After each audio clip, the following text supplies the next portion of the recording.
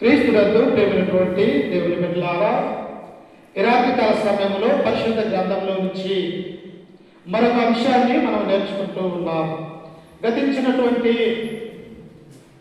ఆదివారమున, శుక్రవారమున ఒక్కొక్క అంశాన్ని పరిశుద్ధ గ్రంథంలో నుంచి చదువుకుంటూ దాని గురించి విభజించుకుంటూ ధ్యానించుకుంటూ ఈ లోకంలో మనం అందరం కూడా క్రైస్తవులుగా ఆత్మ సంబంధమైనటువంటి జీవితాన్ని కొనసాగిస్తూ ఉన్నాం. అందుకనే ఈ యొక్క రాత్రికాల సమయంలో కూడా దేవుని యొక్క వాక్యాన్ని మనం ధ్యానించుకుందాము. చూడండి, నాతో పాటు పరిశుద్ధ గ్రంథంలో నుంచి ఓబద్యా గ్రంథము, పరిశుద్ధ గ్రంథంలో నుంచి ఓబద్యా గ్రంథము, ఓబద్యా గురించి ఈరోజు తెలుసుకొని పోతూ ఉన్నాం. ఒకసారి చూడండి, ఓబద్యా గ్రంథము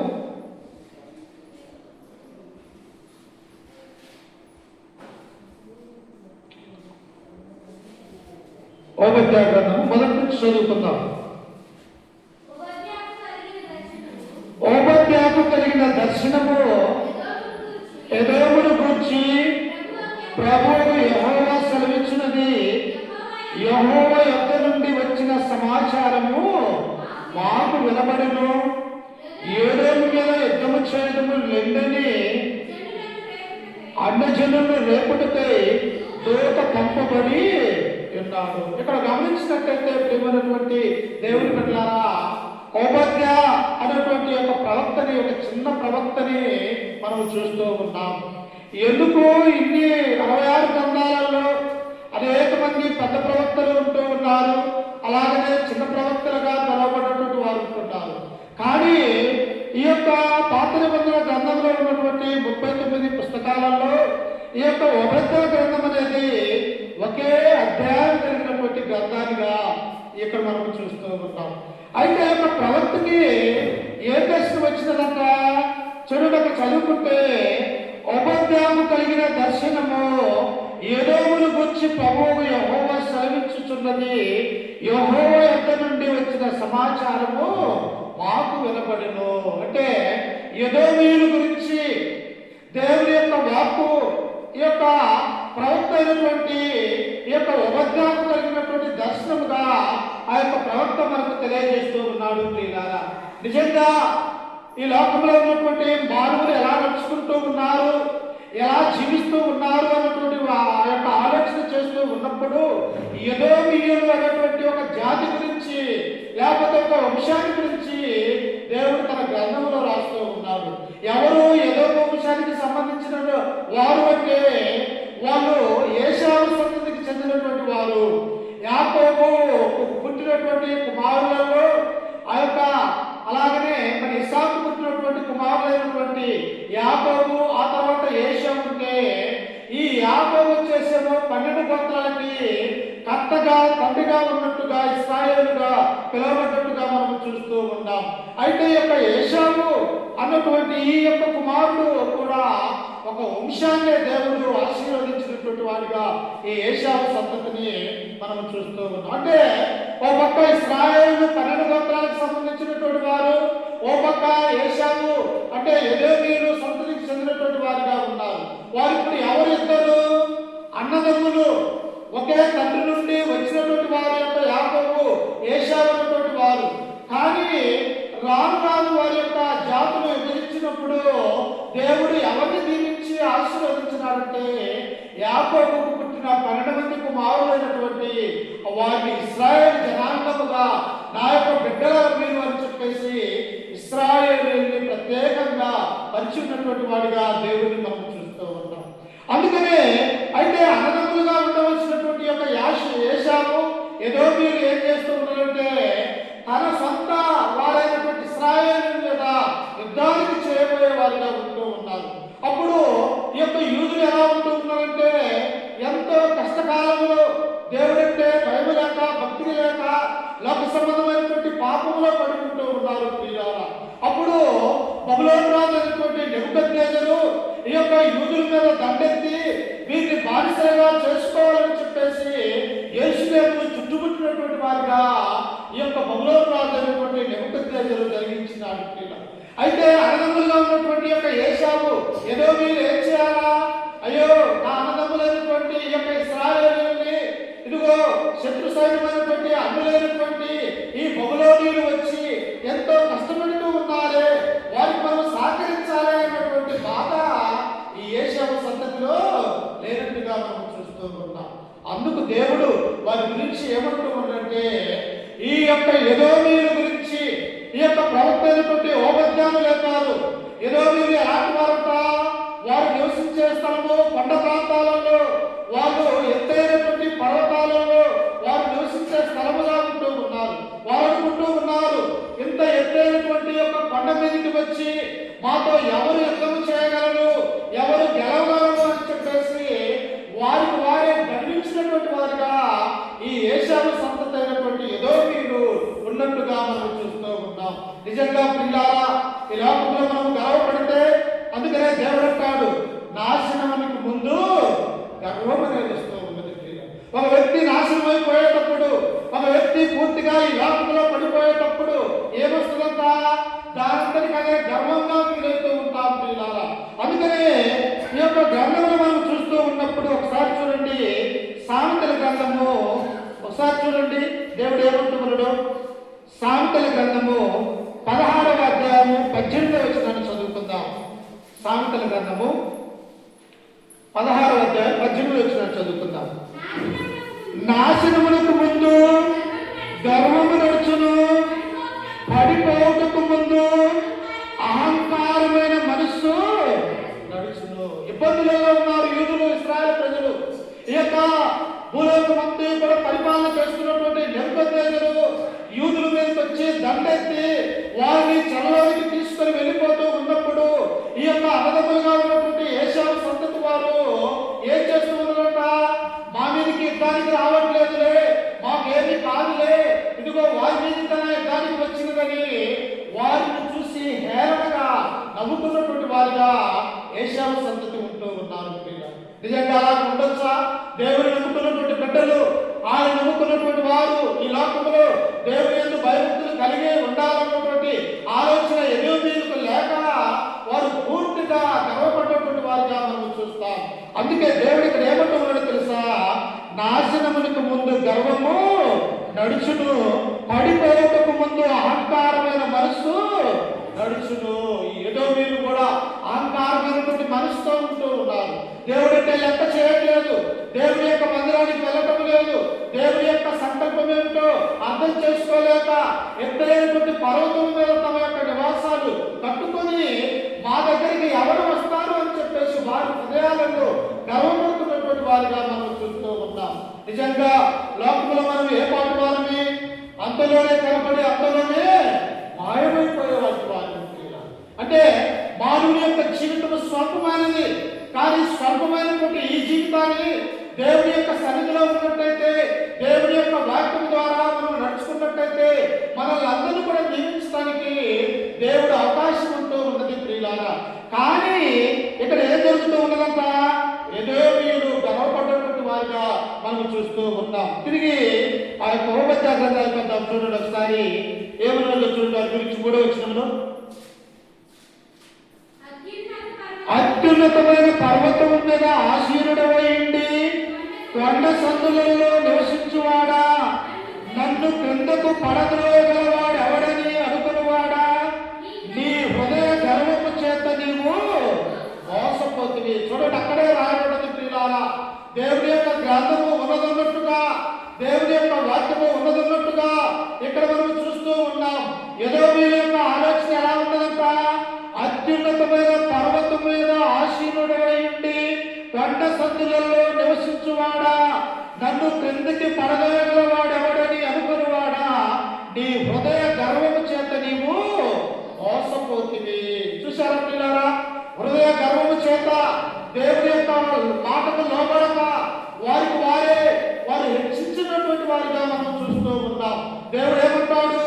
తనను తాను హెచ్చించుకున్నవాడు తగ్గించబడును, తనను తాను తగ్గించుకున్నవాడు దేవుడు హెచ్చింపబడతాడు. నిన్ను నన్ను హెచ్చింపబడాలంటే ఈ లోకంలో మనం తగ్గింపు స్వభావం కలిగి ఉండాలా. మనము దేవుని యొక్క దృష్టిలో ఆయన యొక్క కుమారుడుగా కుమార్తెలుగా ఆ పరలోక రాజ్యంలో మనము చేరాలి అంటే ఈ లోకంలో మనల్ని మనం ఏం చేయాలా? తగ్గించుకుని బ్రతికే వారిగా ఉండాలని దేవుని యొక్క గ్రంథం మనకు సెలవిస్తూ ఉన్నది. కానీ ఈ యొక్క ఎదోమీయులు ఎలా ఉన్నారంట? పర్వతాలలో నివాసం చేస్తూ మా దగ్గరికి ఎవరు వస్తారు, మమ్మల్ని ఎవరు పడగొడతారు అని ఎంతో ఎత్తులో ఉండి వారు గర్వపు మాటలు మాట్లాడుతున్నట్టుగా మనం చూస్తూ ఉన్నాం. కానీ దేవుడు తెలుసుకుంటే అమ్మా మన యొక్క జీవితం అంతలోనే కనపడి అంతలోనే మాయమైపోతుంది. ఒక్క నిమిషంలో మన యొక్క జీవితాన్ని దేవుడు తల్లకిందులు చేయగల సమర్థుడు ప్రియులారా. ఎందుకో తెలుసా? ఆయన మహోన్నతుడు, సర్వోన్నతుడు, సర్వ సృష్టికి ఆది సంభూతుడిగా ఈ లోకంలో ఉన్నటువంటి రాజ్యాలన్నింటి మీద ఆయన అధికారిగా, నాయకుడిగా, రాజుగా పరిపాలన చేస్తున్నటువంటి వాడిగా దేవుడిని మనం చూస్తూ ఉన్నాం. ఇది ఏదో మీరు అంటూ ఉన్నారు. చూడండి కింద వచనంలో చదువుకుంటే ఆ యొక్క చూడండి, పక్షిరాజు గూడంత ఎత్తున నివాసం చేసుకొని నక్షత్రములలో నీవు దాన్ని కట్టినను అచ్చట నుండి నేను నిన్ను క్రిందకి పడవేతును. దేవుడు అంటూ ఉన్నాడు. అంటే దేవుడి దగ్గరకు రాక ఈ లోక సంబంధమైనటువంటి పాపంలో పడిపోతూ ఉన్నారు ఎదోమీయులుగా. ఈనాడు కూడా లోకంలో చూస్తూ ఉన్నప్పుడు, సంఘంలో చూస్తూ ఉన్నప్పుడు ఇలాంటి వ్యక్తులు, ఇలాంటి ప్రజలు అనేక మంది కూడా మన యొక్క జీవితంలో కూడా మనం కూడా చూస్తూ ఉంటాం ప్రియులారా. ఎందుకు అంటే దేవుని యొక్క గ్రంథంలో ఎదోమీయులు ఎలాగైతే గర్వించబడి అత్యున్నతమైనటువంటి పర్వతం మీద మేము ఉన్నాము, పక్షిరాజంతో ఎత్తులో మేము నివసిస్తూ ఉన్నాము అని వారి యొక్క హృదయంలో వారే ఆలోచన చేసుకుంటూ ఉన్నారు ప్రియులారా. కానీ దేవుడు తెలుసుకుంటే అమ్మా ఎంత ఎత్తైనటువంటి మనం ఎక్కినప్పటికీ కూడా కిందికి దేవుడు పడదగలడు. ఎందుకో తెలుసా? యేసుక్రీస్తు వారు కూడా దేవుడి యొక్క కుమారుడై ఉండి ఈ లోకానికి రక్షించడానికి వచ్చిన ఆయన కర్త అయి ఉండి కూడా ఏం చేశాడు యేసుక్రీస్తు వారు? తనను తాను తగ్గించుకున్నటువంటి వాడిగా మనం చూడగలుగుతున్నాం. నిజంగా ఆ యొక్క పుట్టుక ఎక్కడ జరిగినది? ఎక్కడో ఒక పేద ఇంట్లో కన్నుకైనటువంటి మరియ గర్భాన ఈ లోకంలో జన్మించినటువంటి వాడిగా మనం చూస్తాం. ఆ యొక్క పుట్టుక ఎక్కడ జరిగినది? పశువుల యొక్క పాతలో, పశువుల యొక్క తొట్టిలో పరుండు పెట్టినటువంటి వాడిగా మనం చూస్తాం. అందుకని ఒక సమయంలో ఒక సహోదరుడు క్రీస్తు దగ్గరికి వచ్చి అంటాడు, అయ్యా నువ్వు ఎక్కడికి వెళ్ళినను నిన్ను వెంబడిస్తాను, నీతో పాటు ఉంటాను అని యేసుక్రీస్తును అడిగినప్పుడు ప్రభు ఒక మంచి మాట అన్నాడు. ఏమన్నాడో తెలుసా? నక్కలకు గొర్రెలను, ఆకాశ పక్షులకు గూళ్ళును, మనిషి కుమారుడు నివసించడానికి స్థలం లేదన్నా. చూసారా? ఈ భూమి ఆయనది, ఆకాశం ఆయనది, ఇందులో ఉన్నటువంటి మానవాళి ఆయన వారు. అయినప్పటికీ కూడా క్రీస్తు ప్రభు ఏమంటున్నాడో తెలుసా? ఇదిగో అడవులలో నివసించే నక్కలకి గొర్రెలు ఉన్నాయి. వాటి యొక్క ప్రాణాలు కాపాడుకోవడానికి ఎండొచ్చినా, వర్షం వచ్చినా, ఆ యొక్క ఏదొచ్చినా కూడా ఆ యొక్క గుహలలో ఉంటాయి. కానీ అలాగే పక్షులు కూడా చెట్ల మీద మంచి గూళ్ళు పెట్టుకోవడానికి ఉన్నది. కానీ మనిషి కుమారుడికి లోకంలో నివసించడానికి స్థలం అనేది లేదు. ఆయన మరణించినప్పుడు ఎవరి సమాధిలో ఆయన బాధ పెట్టబడ్డాడు? ఒక ధనవంతుడైనటువంటి నికోదేమైనటువంటి సమాధిలో, ఒక ధనవంతుడైనటువంటి వాని యొక్క సమాధిలో ఆయన పరుండబెట్టినటువంటి వాడిగా మనం చూస్తాం. అంటే ఈ లోకంలో ఏదీ లేదు, ఇవన్నీ కూడా కారణ సమయంలో నశించిపోతాయి. దేవుని యొక్క రెండవ రాకడ సమయం రాబోతూ ఉన్నది. మీ మనస్సును మార్చుకోండి అని క్రీస్తు ఏం చేశాడంటే తనను తాను తగ్గించుకున్నటువంటి వాడిగా మనం చూస్తాం. అమ్మా లోక రక్షకుడైనటువంటి యేసుక్రీస్తు ప్రభువే ఇంత తగ్గింపు స్వభావం కలిగి ఉంటే మరి మానవులుగా ఉన్నటువంటి మనము ఎలాంటి స్వభావం కలిగి ఉండాలా? ఇంకా ఎంతో కింద స్వభావం కలిగినటువంటి వారిగా మనం ఉండాలి. కానీ ఈ ఏషావు సంతతి అయినటువంటి ఎదోమీయులు ఏం చేస్తూ ఉన్నారంటే వారంతటికి వారే గర్వపడుతున్నటువంటి వారిగా మనం చూస్తూ ఉన్నాం ప్రియులారా. నిజంగా ఎదోమీయులు చాలా భయంకరమైనటువంటి అహంకారులుగా ఉన్నట్టుగా ఈ యొక్క గ్రంథంలో మనం చూడగలుగుతూ ఉన్నాం. అందుకే చూడండి కింద వచనంలో ఆ 5వ వచనంలో చదువుకుంటే ఒకసారి చూడండి. చోరులే గాని రాత్రి కన్నమయ్యేవారే గాని నీ వీధికి వచ్చినేలా తమకు కావాల్సినంత మట్టుకు దోచుకుందురు కదా. ద్రాక్ష పండ్లను ఏరువారు నీ యొద్దకు వచ్చినేలా పరిగె ఏరుకుని వారికి కొంత ఉండనిత్తులు కదా. నిన్ను చూడగా నీవు బొత్తిగా చెడిపోయి దేవుడు చూస్తూ ఉన్నాడు. మనం అనుకుంటాం నేను చేసే పాపాలు ఎవరు చూడడం లేదులే, నేను చేసే మోసాలు ఎవరికి కనిపించడం లేదులే, నేను చేసే విచారము ఎవరు చూడట్లేదులే, నేను ఆడే అబద్ధాలు నన్ను ఎవరు చూడట్లేదులే అని నీ హృదయంలో నీవు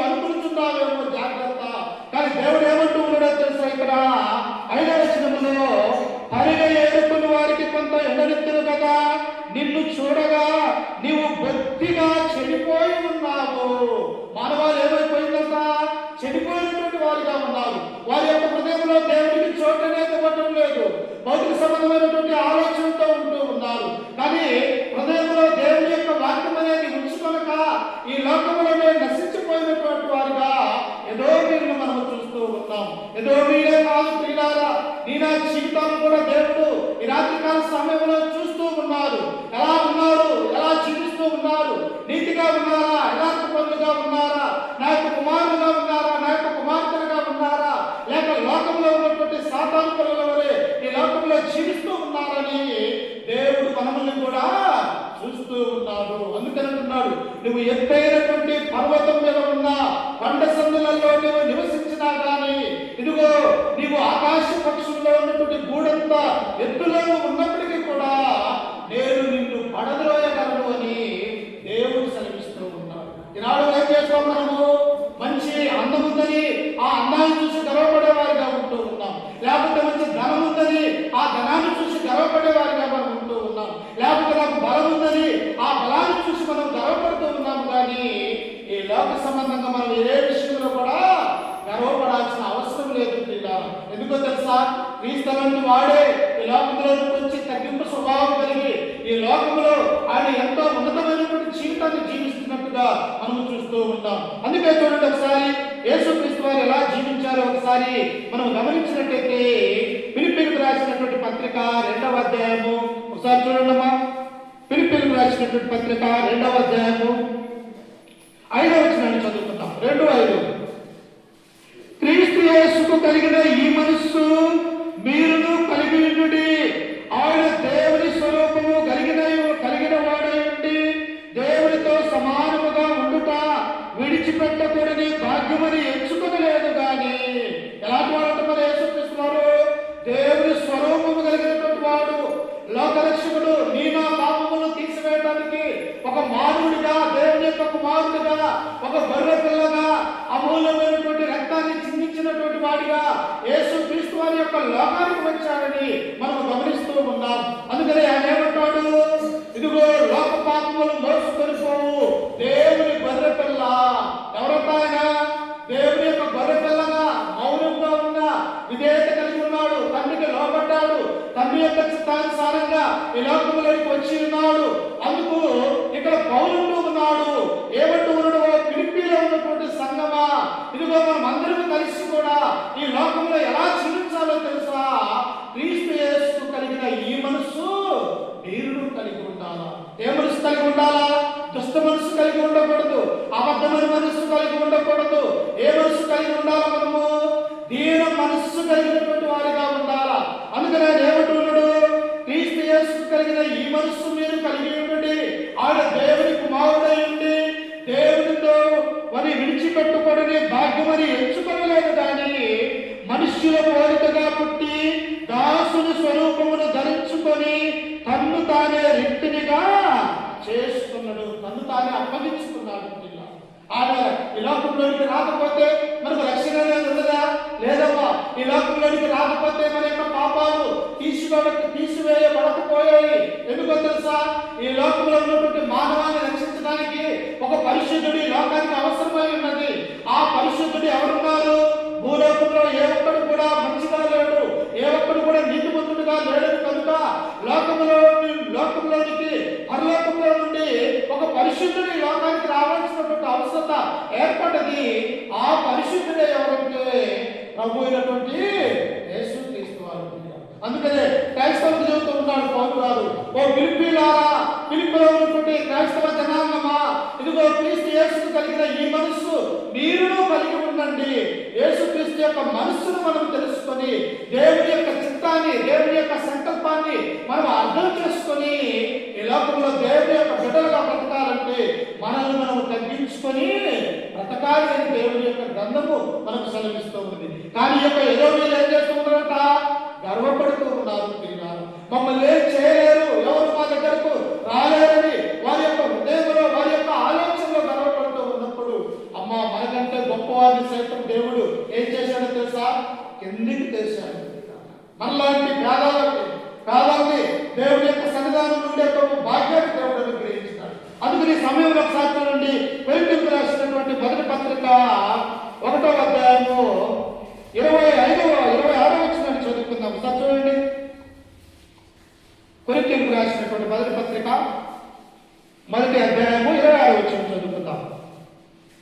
సహోదరులారా, మిమ్మును పిలిచిన పిలుపును చూడుడి.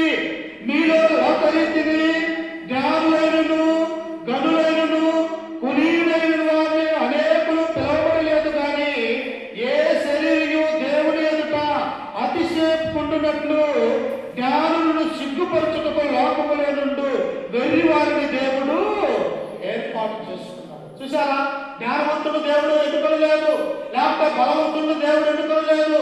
ఎవరిని ఎన్నుకున్నాడు? తన యొక్క స్వార్థ పరినిమిత్తము చేపలు పట్టే జాలను ఎన్నుకున్నాడు. చేపలు పట్టేవారు ఎలాంటి వారు? వాళ్ళు ఎవరైనా ధనవంతులా? కాదు.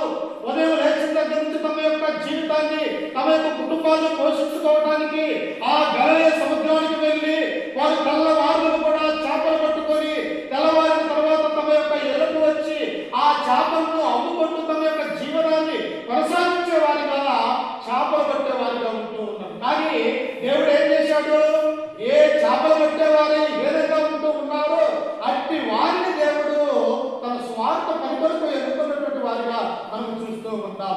చూశారా, నిన్ను నన్ను ఎన్నుకోవాలంటే, నిన్ను నన్ను తన యొక్క సేవలో మనల్ని పిలుచుకోవాలంటే వారు ఎలాగైతే తగ్గింపు స్వభావం కలిగి ఉంటూ ఉన్నారో మన యొక్క జీవితంలో కూడా దేవుడిలో తగ్గింపు స్వభావం కలిగి ఉంటే దేవుడు అత్యున్నతమైనటువంటి సింహాసనానికి మనము చేరువుతాము. అలా ఉండకపోతే ఏదో వీళ్ళు దేవుడు అంటూ ఉన్నాడు, నీవు బండలలో నివసించినప్పటికీ కూడా, ఆకాశంలో మన యొక్క పక్షిరాజంతా గూడు ఎత్తులను ఉన్నప్పటికీ కూడా నేను నిన్ను క్రిందికి పడదోయగలను. దేవుడు కలుసుకుంటే మన జీవితాలు ఒక్క రాత్రికాల సమయంలోనే అల్లకల్లాడిపోతుంది. నోవహు కాలంలో జనులు ఉన్నారు.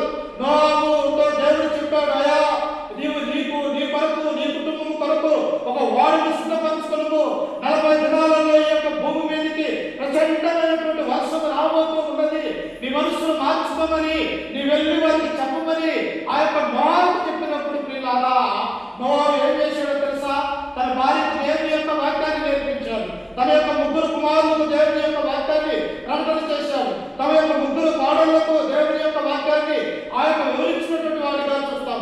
అంతేకాదు, ఆనాడు ఉన్నటువంటి లోకంలో ఉన్నటువంటి వారందరికీ కూడా 100 సంవత్సరాల పాటు ఆయన, అయ్యా జలప్రలయం రాబోతూ ఉన్నది, ఈ యొక్క లోకంలో మన యొక్క పాపాలు ఎక్కువైపోయాయి, దేవుడు ఆ యొక్క తగిన సమయం ముందు ఈ భూలోకాన్ని పూర్తిగా నాశనం చేయబోతూ ఉన్నాడు కనుక ఇప్పటికైనా మీరు మారండి అని చెప్పేసి నోవహు ప్రతిరోజు వెళ్ళి దేవుడి యొక్క వాగ్దాన్ని ప్రకటించాడు.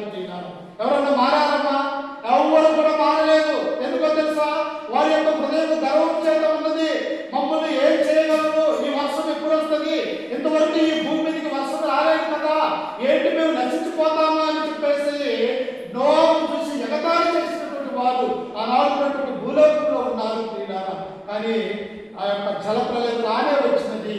ఆనాడున్నటువంటి లోకమంతా ఇప్పుడు జలప్రలయంలో ముంచి వేసి చనిపోయినటువంటి వారిగా మనం చూస్తాం. ఎందుకో తెలుసా? దేవుని యొక్క మాట వినకపోతే, దేవుని యొక్క భయభక్తులు కలిగి లేకపోతే, ఆయన యొక్క చిత్తములో మనము ఉండకపోతే, దేవుని యొక్క ఆజ్ఞను గైకొనకపోతే, ఆయనకి ఇష్టమైనటువంటి బిడ్డలుగా ఈ లోకములో మనము జీవించకపోతే మనకు కూడా అట్టి శాపం అనేది దేవుడు అనుగ్రహించబోతూ ఉన్నాడు. అందుకని ఎదోమీయులకు దేవుడు తెలియజేస్తూ ఉన్నాడు, ఎదోమీయులారా, నీ అన్నదమ్ములైనటువంటి ఇశ్రాయేలు వారు బబులోను యొక్క చెరకు వెళ్ళిపోతూ ఉంటే వారి యొక్క రోదలను, వారి యొక్క కన్నీళ్లను నీవు చూసి ఆనందించుతూ ఉన్నావే, నీవెంత గర్వముగా ఉన్నావు అని చెప్పేసి ఏశామ సంతతి అయినటువంటి ఎదోమీయులని దేవుడి యొక్క శాపము వారి మీద చూస్తూ ఉన్నట్టుగా మనం చూస్తూ ఉన్నాం. ప్రియులారా, దేవుడి యొక్క చేతిలో ఆశీర్వదించబడితే మనకు దీవెన, కానీ ఆయన యొక్క చేతిలో పడ్డామంటే మనం ఏమైపోతామో తెలుసా? మనమందరూ కూడా నశించిపోయే వారిగా ఉంటామని యొక్క గ్రంథం మనకు సెలవిస్తూ ఉంది. అందుకనే ఈ యొక్క ఎదోమీయుల గురించి ఇంకా దేవుడు ఏమని సెలవిస్తూ ఉన్నాడో ఒకసారి చూడండి. ఆ కింద వచ్చిన చూడండి ఒకసారి. ఎదోమీయుల గురించి అదే 1వ అధ్యాయము 11వ వచనాన్ని చదువుకుందాం. ఒకసారి చూడండి. నీవు పగవాడవై నిలిచిన దినమందు, పరదేశులు వారి ఆస్తిని పట్టుకొని పోయిన దినమందు, అన్యులు వారి గుమ్మములోకి చొరబడి యెరూషలేము మీద చీట్లు వేసిన దినమందు నీవును వారితో కలుసుకుంటేవి కదా. చూసారా?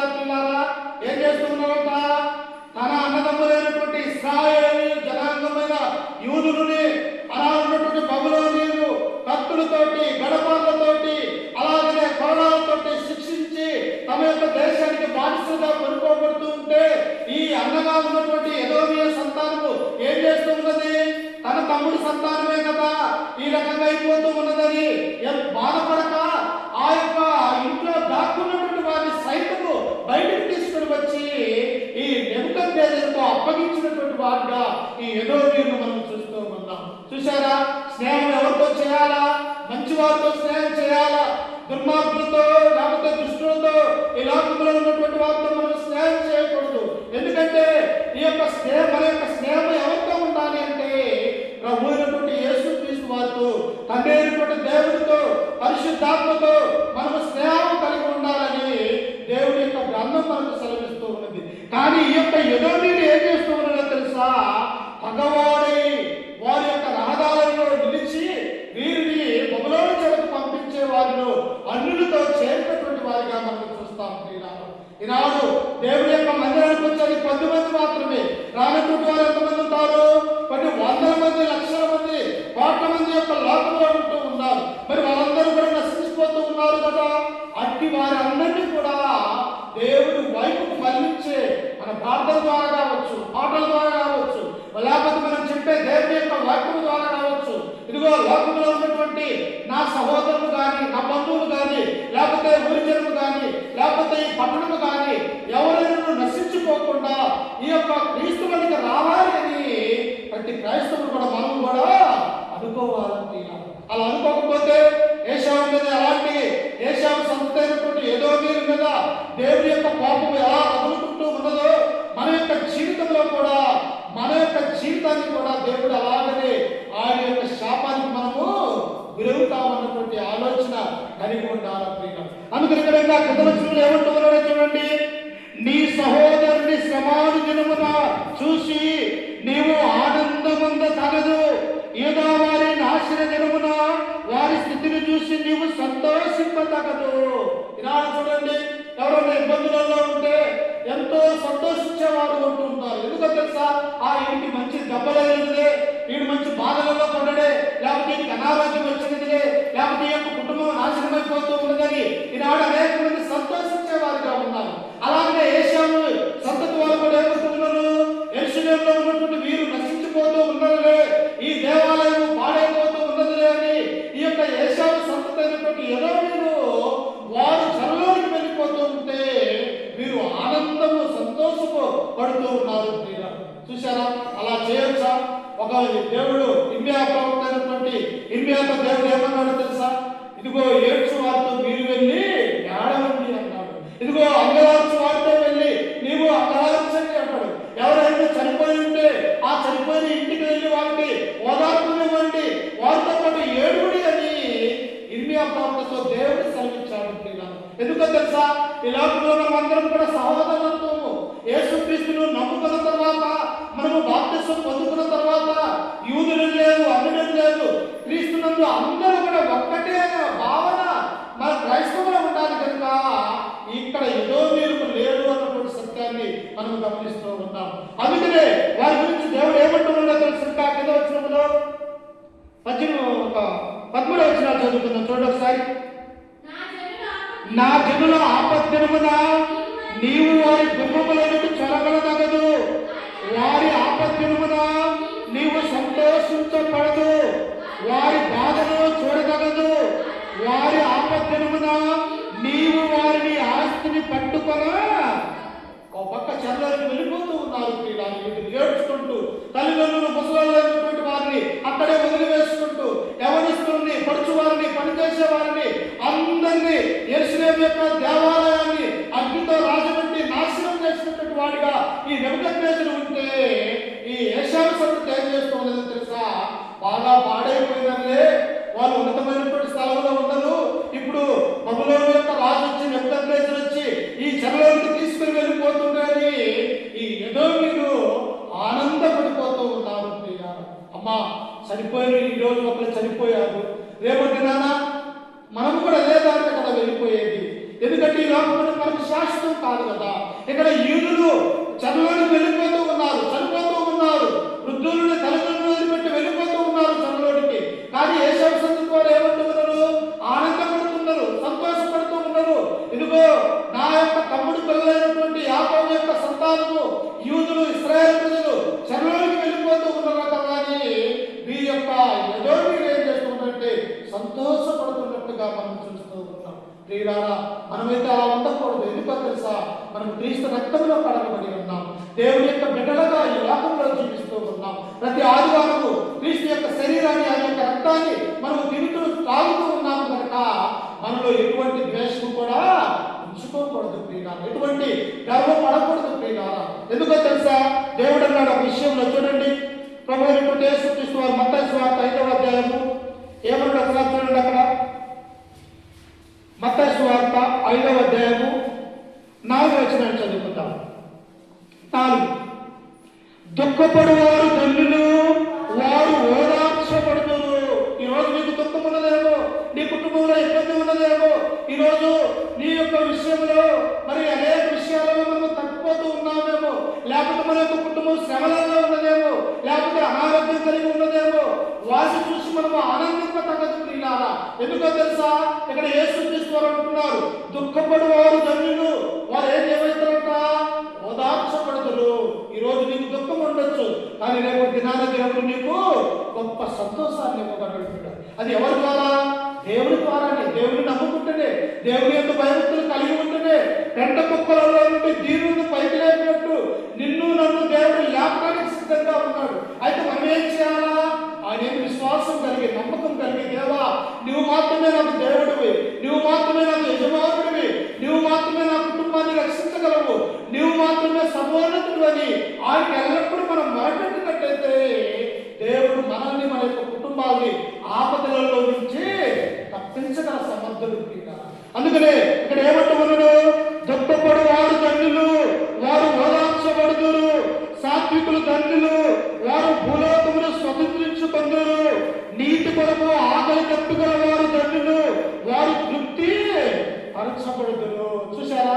ఎవరైతే పేదవారు ఉన్నారు, ఎవరైతే బలహీనులు ఉన్నారో, ఎవరైతే ఈ లోకంలో నుంచి తృణీకరింపబడినటువంటి వారు ఉన్నారో, వారిని దేవుడు ఏం చేస్తూ ఉన్నాడు తెలుసా? గొప్పవారిగా చేస్తూ ఉన్నాడు. చేపలు పట్టే జాలలోని ఈ లోకంలో ఉన్నటువంటి అపోస్తలుగా పిలుచుకున్నాడు.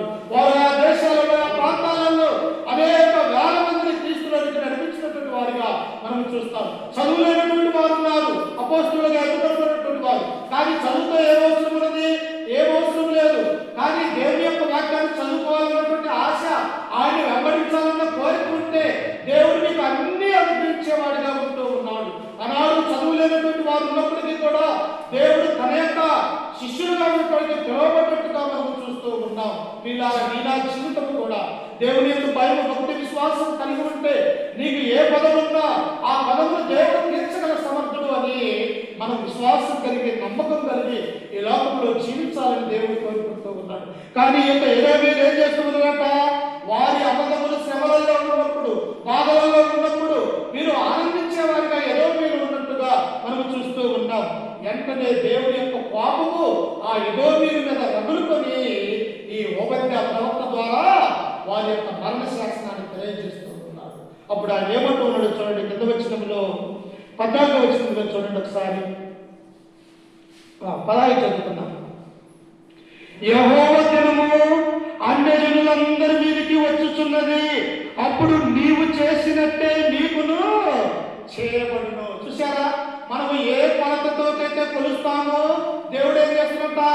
అదే కొలతతో నిన్ను కొలుస్తాడు.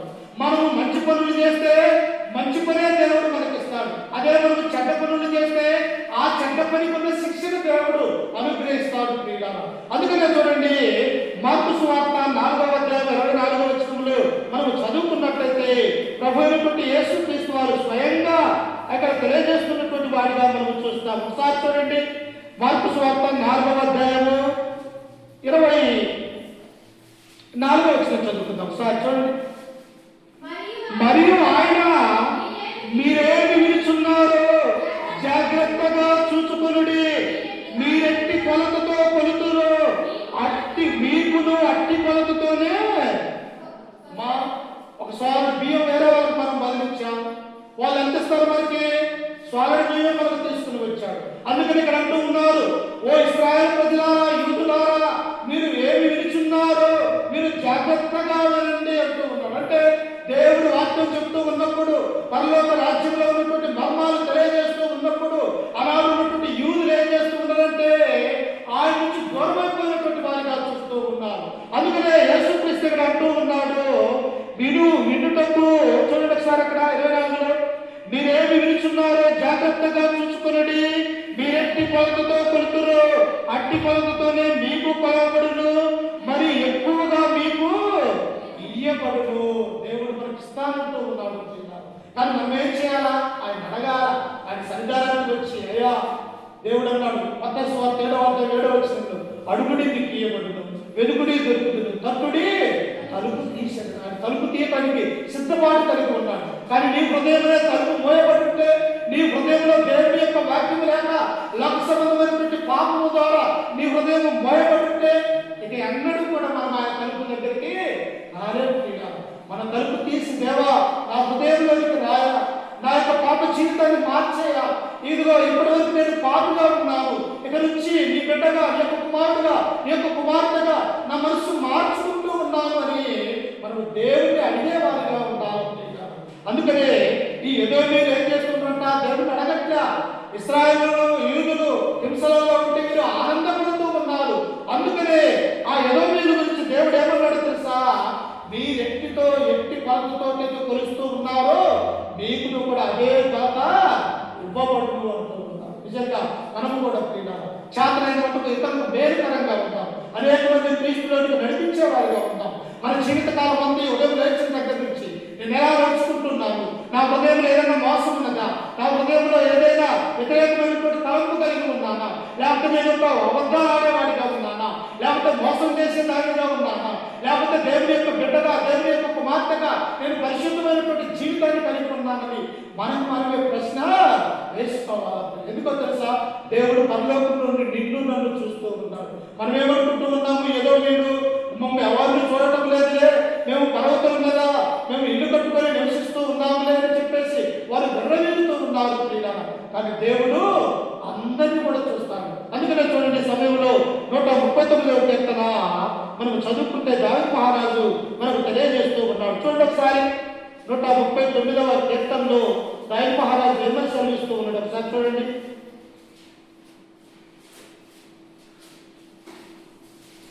యెహోవా, నీవు నన్ను పరిశోధించి తెలుసుకొని ఉన్నావు. పరిశీలన, యెహోవా నిన్ను పరిశీలన చేస్తూ ఉన్నాడు.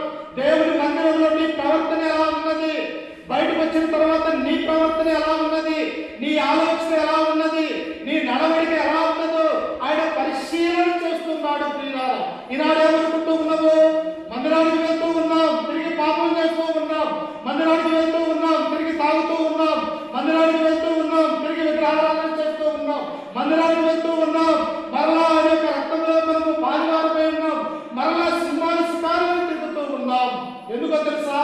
దేవుడు నన్ను చూడట్లేదు అనుకుంటూ ఉన్నాం. దేవుడు నిన్ను పరిశీలన చేస్తూ ఉన్నాడు.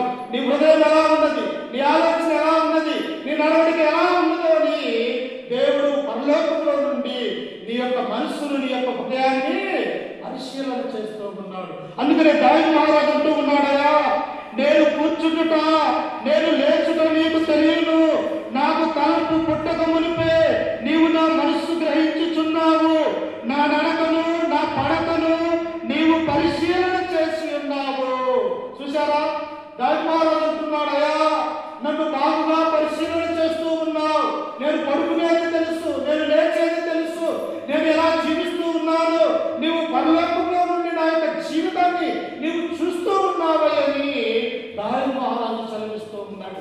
నిజంగా ఇలాంటి పాపంలో ఉన్నాం. పరిశుద్ధులుగా జీవించాలంటే ప్రభు అంటూ ఉన్నాడు, నేను పరిశుద్ధులై ఉన్న ప్రకారము మీరు పరిశుద్ధులై ఉంటారు.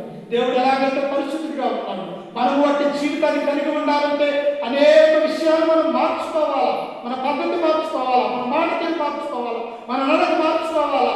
మనము దేవుని యొక్క బిడ్డగా మారాలంటే, పరిశుద్ధమైనటువంటి జీవితం జీవించాలంటే అనేకమైనటువంటి విషయాలలో మనం విధేయత కలిగినటువంటి వారిగా మనం ఉండాలని.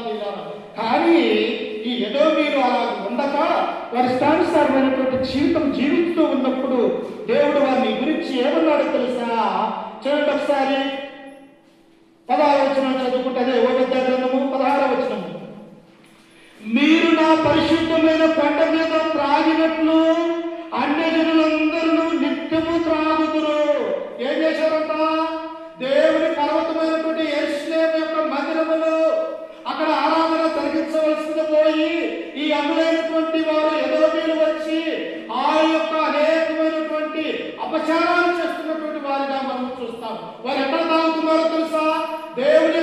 సన్నిధిలో తాగుతూ ఉన్నారు ప్రియులారా. ఈనాడు కూడా మందిరాలలో మనం చూస్తూ ఉన్నప్పుడు బయట త్రాగేది మందిరంలోని కూడా వస్తూ ఉన్నారు.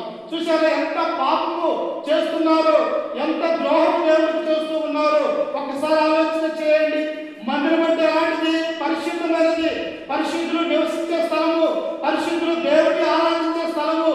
అట్టి మందిరంలోనికి త్రాగినటువంటి వారు కూడా వస్తూ ఉన్నారు. అందుకే ఇక్కడ అంటూ ఉన్నారు, ఓ యెహోవీయులారా, మీ గర్వము ఎక్కడికి ఎక్కిందో తెలుసా? నా మందిరమైనటువంటి యెరూషలేము యొక్క పర్వతం మీద మీరు మందు తాగి ఆ పర్వతం మీద ఉంటున్నారంటే మీరు ఎట్టి శిక్షకు పోతారో అర్థం కాదంటూ ఉన్నారు. అప్పుడు వెంటనే ఆ జనవచనంలో చదువుకుంటే చూడండి, మీరు నా పరిశుద్ధమైన కొండ మీద త్రాగినప్పుడు అన్యజనులందరూ నిత్యము త్రాగుదురు, తాము ఇక ఎన్నడూ నుండని వారిలో వారేమీ మిగలకుండా త్రాగుదురు. అయితే సియోను కొండ ప్రతిష్టత మగులు. మీరెన్ని తాగినా కానీ అది నా కొండ, నా పర్వతము, నా మందిరము, నేను ఆశీర్వదిస్తున్నాను ఆ మందిరాన్ని దేవుడు సెలవిస్తూ ఉన్నాడు. ఇట్టి గర్వించబడినటువంటి ఎదోమీయులు తర్వాత ఏమైపోతారో తెలుసా? పూర్తిగా నాశనం అయిపోతారు. ఎందుకో తెలుసా? దేవుడంటే భయం లేక, దేవుడంటే భక్తి లేక, పెద్దలంటే గౌరవం లేక, దేవుడి యొక్క వాక్యానికి అనుకూలంగా నడుచుకోకపోతే నీ నా జీవితాలు కూడా ఏదో మీరు ఎలాగైతే తమ యొక్క జీవితాలను కోల్పోయినారో తెలియాలా, నీ నా జీవితాలు కూడా కోల్పోవడానికి అవకాశం ఉంది. కనుక దేవుడు అంటూ ఉన్నాడు, ఇదే రక్షణ దినము, ఇదే అనుకూల సమయం. అందుకనే దేవుడు ఎఫెసీయులకు రాసినటువంటి పత్రిక 5:17 ఆయన అన్నాడు, దినములు చెడ్డవి కనుక మీరు సమయము పోనీయక సద్వినియోగం చేసుకోవచ్చు, అజ్ఞానుల వలె కాక జ్ఞానుల వలె నడుచుకోవాలి. మనకు దేవుడి యొక్క జ్ఞానం ఉన్నది, దేవుడి యొక్క వాక్యం ఉన్నది. దేవుడి మన యొక్క శరీరంలో ఉన్నటువంటి యొక్క ప్రాణం ఉండగానే ప్రభు అయినటువంటి యేసుక్రీస్తునందు మనం విశ్వాసం కలిగి, నమ్మకం కలిగి ఆయన యొక్క కుమారుడు కుమార్తెలుగా ఈ లోకంలో మనం జీవించినట్లయితే దేవుడు పరలోకం నుండి ఎంతగానో సంతోషించి నిన్ను నీ కుటుంబాన్ని దీవించడానికి అవకాశం ఉంది. కనుక ఎదోమీయుల వల్ల మనం గర్వపడక యేసుక్రీస్తు వల్ల తగ్గింపు స్వభావం కలిగి ఇది యెరూషలేములో ఉన్నటువంటి కొండ మీద వారు ఎంతో పాపం చేసినప్పటికీ కూడా తిరిగి మరలా యెరూషలేములోనే దేవుని యొక్క సంఘాన్ని స్థాపించినటువంటి వాడిగా మనం చూస్తూ ఉన్నాం. కాబట్టి ప్రియులారా, ఈ రాత్రి వేళ సమయంలో దేవునికి ఇష్టమైనటువంటి బిడ్డలుగా ఉందాం, నీతిగా జీవిద్దాం, నిజాయితీగా ఉందాం, ఆత్మ సంబంధంగా దేవుని యొక్క మందిరంలో ఉందాం, ఆయన ఆత్మతోను సత్యంతోనూ ఆరాధించాలని చెప్పేసి ఈ యొక్క రాత్రి వేళ సమయంలో ఈ వాక్యం ద్వారా మిమ్మల్ని హెచ్చరిస్తూ ఈ మాటలు నన్ను కూడా హెచ్చరిక చేసుకుంటూ ఓపికతో మీ అందరికీ మన రక్షకుడు ప్రభు అయిన యేసుక్రీస్తు నామమున వందనాలు తెలియజేస్తూ ఈ వాక్యాన్ని ముగించుకుంటూ ఉన్నాను. ప్రార్థన చేసుకుని రాత్రి వేళ సమయంలో మరి ఈ యొక్క ప్రార్థన కూడిక ముగించబడుతూ ఉన్నది. ప్రార్థన చేసుకుంటాం. ప్రార్థన అందరూ చేతనైతే మోకరించండి, మోకరించలేనటువంటి వారు అలాగనే కూర్చోండి. ఆయన సన్నిధిలో మనం ప్రార్థన చేసుకోవడం ఎంతో ఆశీర్వాదకరం. ప్రార్థన చేసుకుందాం.